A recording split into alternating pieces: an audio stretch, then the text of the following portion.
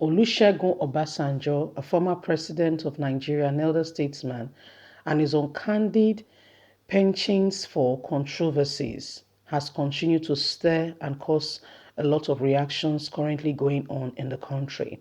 One of the recent controversies that Olusegun brought Nigerians into is the issue of what is going on in Niger Delta, if the oil belongs to the people of the region or what.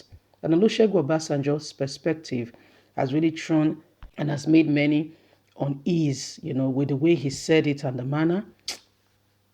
When to a large extent, people started saying this man is two-faced. Okay, he's not a sincere person. He's not a very sincere man. He's neither here nor there, because when you think that, he's speaking for you, you'll be surprised his trail of thought or what he's thinking. Gold was found in Zamfara. Should I tell you what? They went as far, as the National Assembly to make Nigerians know that the gold in Zamfara belongs to Zamfara. And the money from that thing does not come into the country. No other person is for Zamfara. Okay? That is the same premise on which Obasanjo is arguing that whatever mineral resources is found in any part of the country belongs to Nigeria. But you cannot go and argue in the north. You see, there are some very blind things we do, and why we are doing them is still very a mystery. Let's get all the details. When a roll call of heroes of Nigeria is called, former President Olusegun Obasanjo will want to answer yea, and rightly so. Besides a seemingly huge and honor he has gotten among seven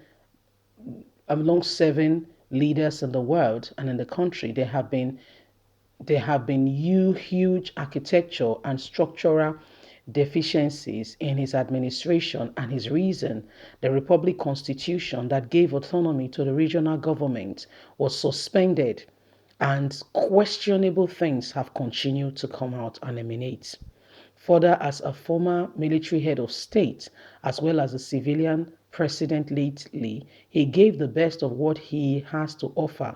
In and out of government, he has always shown his propensity to make any sacrifice that will sustain the unity of the country.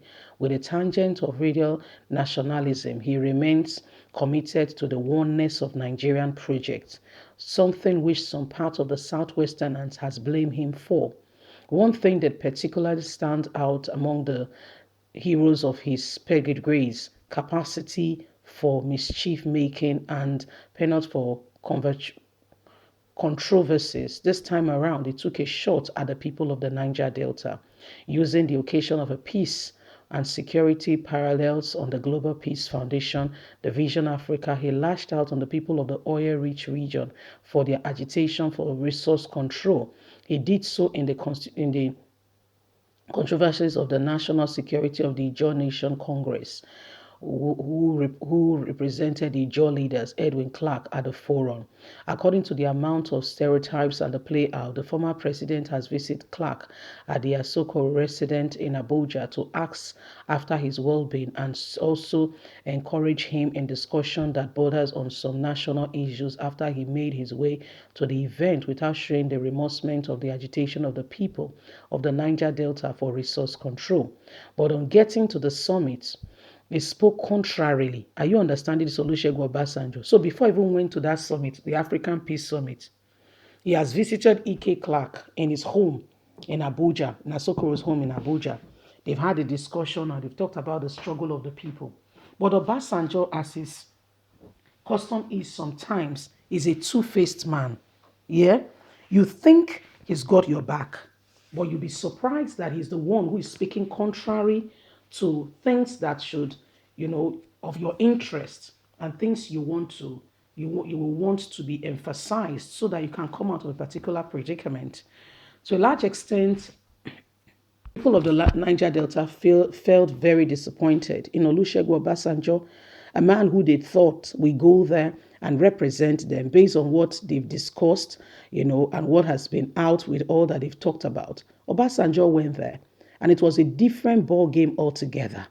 He went there and began to speak as though I mean, the people have been trying to get what is not theirs, and the people were wondering, really? He went there and started doing something totally different, totally, completely different, totally, completely different, and people are just wondering, like Olusegun Obasanjo, really?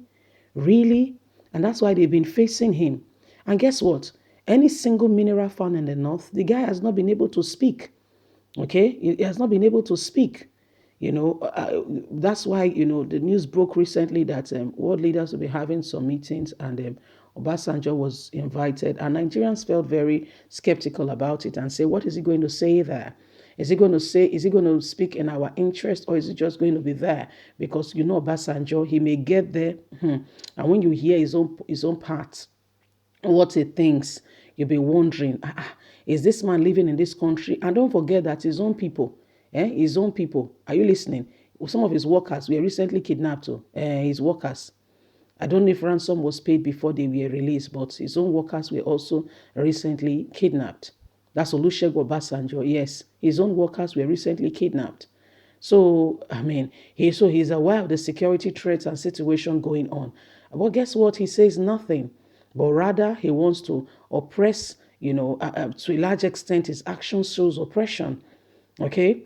We understand where he's coming from, that, these things, we worked with it as a nation. This is where the bulk of the money comes from, and this is why we need to see ourselves as one, blah, blah, blah, blah, blah, so that we can adequately. But really, truly speaking, you're speaking in this light. We're talking about peace, and what you went there to talk about is whether the oil in Niger Delta belongs to them, or it belongs to Buhari, or it belongs to Nigeria, or it belongs to, excuse me. There are real issues on ground.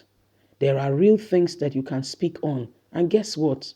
The North is just having a field day, sitting down and looking at you, quarreling with your people, and just saying, yeah, let them do. Yeah, yeah, we've put him on the rat race. And when you put a carrot before the horse or before the donkey, you put it on a stick and you stretch it in front, the donkey will continue to walk until his legs gives way, all in a bid to get to that food. He will continue to think that the food is just right there in front of him, just a little bit more. That's what keeps him going, you see. So we need to be careful. We need to be very careful. Every opportunity you've got to effect a change, do it well. Leave us a comment. God bless you. Have a good day. Bye for now.